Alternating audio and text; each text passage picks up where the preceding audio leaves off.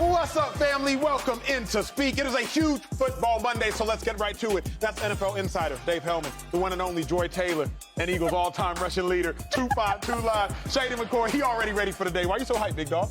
I just like how you said my name. 252 Live. Well, look, y'all, it was a wild NFL Sunday, but there is no bigger story than what appears to be the downfall and demise of Tom Brady, the greatest of all time, and his Bucs.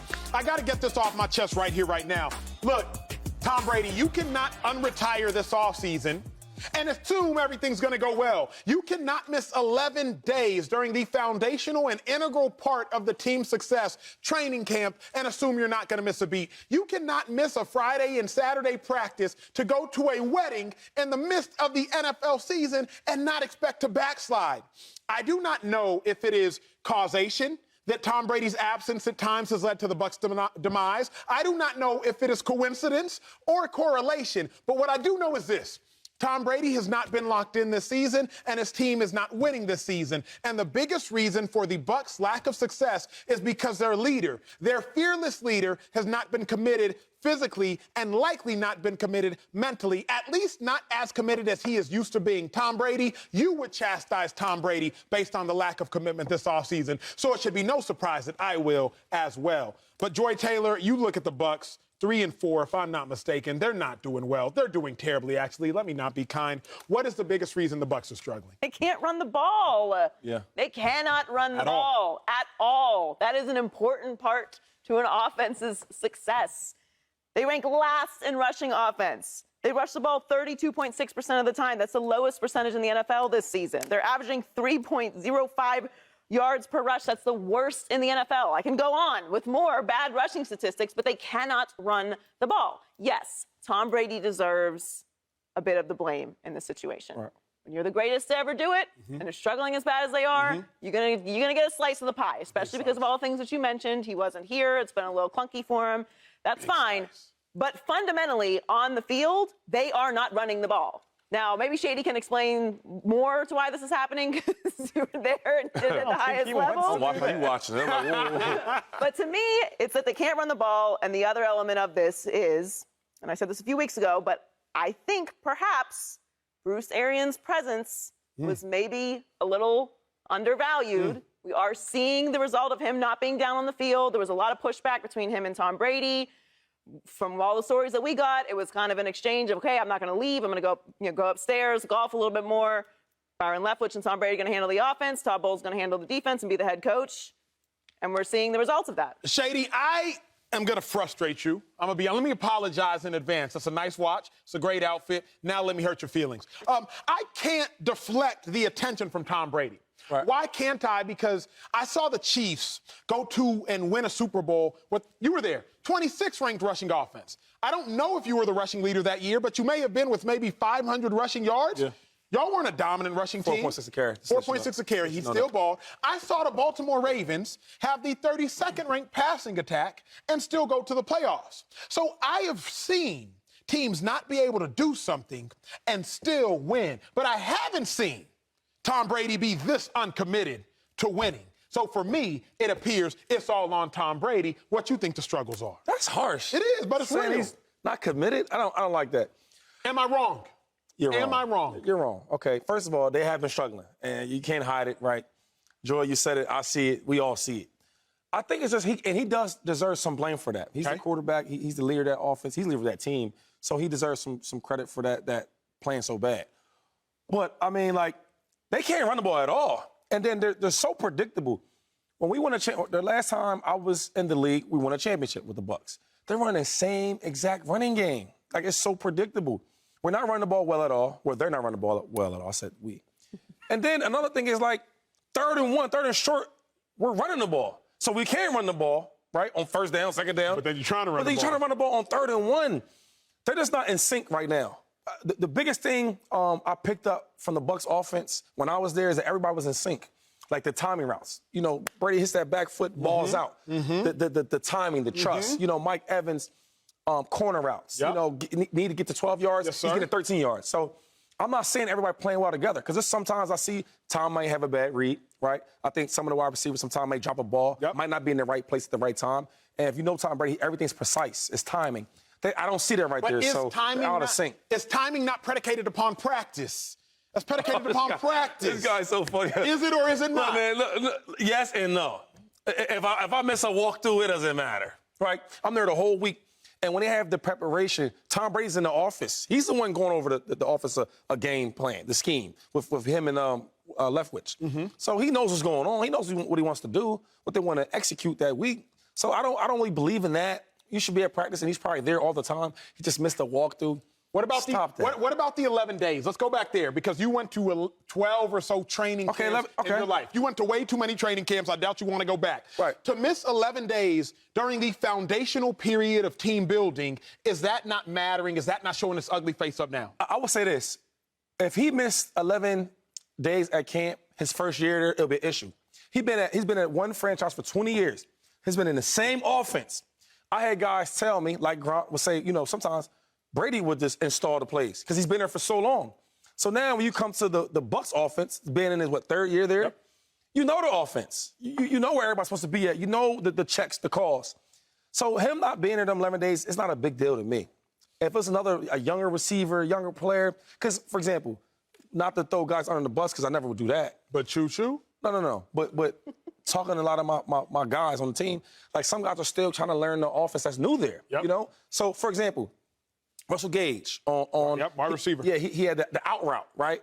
And Brady, he's big on that, big on time and out routes, where he kind of ran the out route, then he slowed down and stopped. They're on the goal line or the red zone. You finish that route out. And now, instead of a third and goal, right, you're 2 yards from a touchdown. So small things like that really matter when you play in the Bucs in the Tom Brady offense. Dave, break this down for me. You've seen the Bucs several times. You saw their first game last season. You've watched just about every game since Tom Brady's been there, I am sure. What is the biggest reason the Bucs are struggling? So, there's two answers to this. I'll give you the soundbite that you want, which, like in a situation of a total collapse, you put it on the quarterback. They get too much credit. They get too much blame. All that stuff is true. And the little details, right? Yeah, like run your route at this depth. Checking out of a look that doesn't look good on first down or on second down because this team cannot run the ball. They're averaging less than 3 yards per carry over their last 3 games. They, gave up on running on early downs against Carolina. That is an indictment of your offensive line, of your running game. They drafted a running back, Rachaad White, in the 3rd round. Maybe you look to him to give you some juice. So all of that stuff is a problem. But when all of those little things are falling apart, I think it's fair to blame the quarterback. Again, they get too much of the credit when things go well. They get too much of the blame when things go poorly. But when you collapse like this, which is that's what this is, failing to score a touchdown against Carolina. They're tanking. Carolina wants to lose. Carolina, they want to lose. With all due respect to them, and they got some good players on their defense. Brian Burns is a hell of a player. Beast. They are the worst team in the NFL for my money. So it is a collapse when you can't even score a touchdown against them.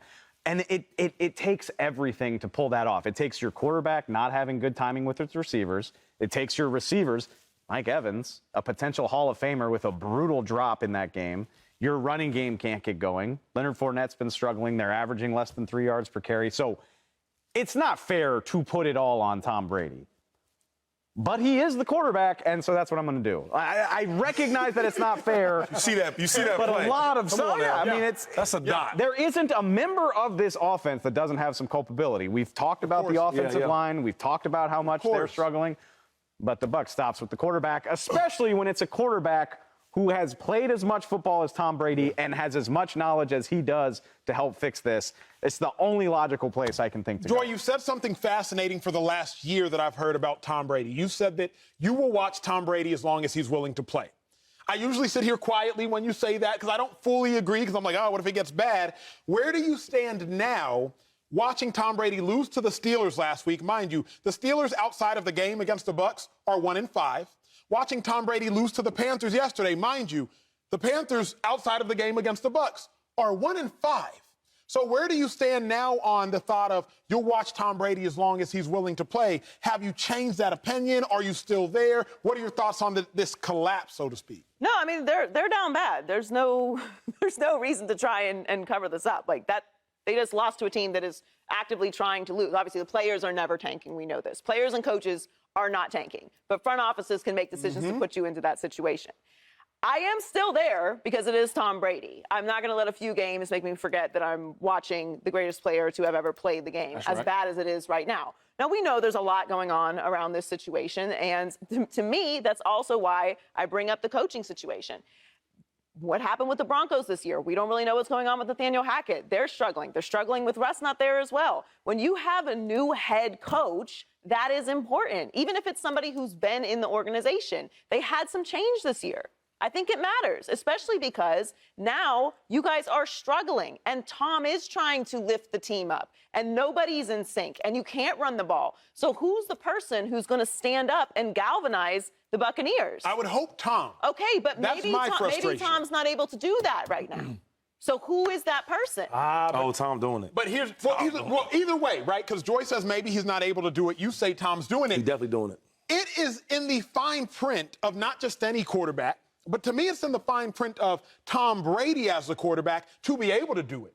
And if you're not capable of doing it, then hit that quick tap on the head. Hey, coach, I need a sub. Whatever that looks like for Tom Brady, because that's what it looked like during training camp, and get out of there. Wait. But if Tom, go ahead. What are you saying? What I'm saying is, if Tom is not going to fully commit to the season, which for whatever reason he hasn't been able to, right? 11 days off, retires, unretires. If you're not going to fully commit to the season, then don't commit at all. That's where I'm at. Because Todd Bowles' reputation is on the line. Joy brings up a great point. Maybe Todd Bowles can't coach that well. What is he, 24-41 now? He's as a head coach? 29-45 as a head coach. 29-45 as a head coach. It's people's reputations that are on the line, I get that. I think this situation is different from, like, the Jets. Because here, okay, their defense is playing really, really well. Yep. Their defense is playing solid, right? That last game against the Panthers, it was 0 for a while. You know the defense ain't playing like they were when you were there. I mean, they still solid, though. Solid, right. But they were elite. Ain't nobody just ripping them up and down. Maybe the Chiefs kind of, but nobody's really whipping them up and down. Nobody's elite when their offense isn't doing And that's the thing. Their offense not giving them nothing. Yeah. So my thing is, Tom Brady, let's just keep it real. He's like a coach, right? He gets on himself. He gets on everybody. He makes everybody accountable, which people, we love that. As players, we love that. Okay. So I think Bowles is taking care of the team, but he's really a defensive guy. Brady and Leftwich kind of do the offense. But this is why I bring that up. Okay. Because we've seen in sports, particularly in the NFL, individuals take on more than they need to because they want more power. It happened with Bill O'Brien with the Houston Texans. A lot of people have said that about Belichick with the drafting, that he takes on too much power. That's why the drafts have been bad for a long time. See that? He only recently gave back some of that power. Right. So sometimes you see players or coaches take on more than they need to. To me, I really believe in delegating responsibilities. I believe in positions within organizations. Yeah. You don't need to be everything.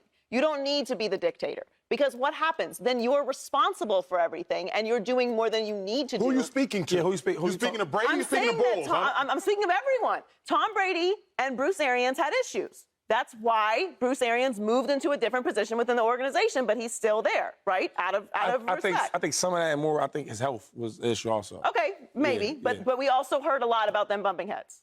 They bump heads, but they worked it out. Because it's like he's not going to let, it's Tom Brady, so it's different for him. Todd Bowles is a defensive coach that does not have a good record as a head coach.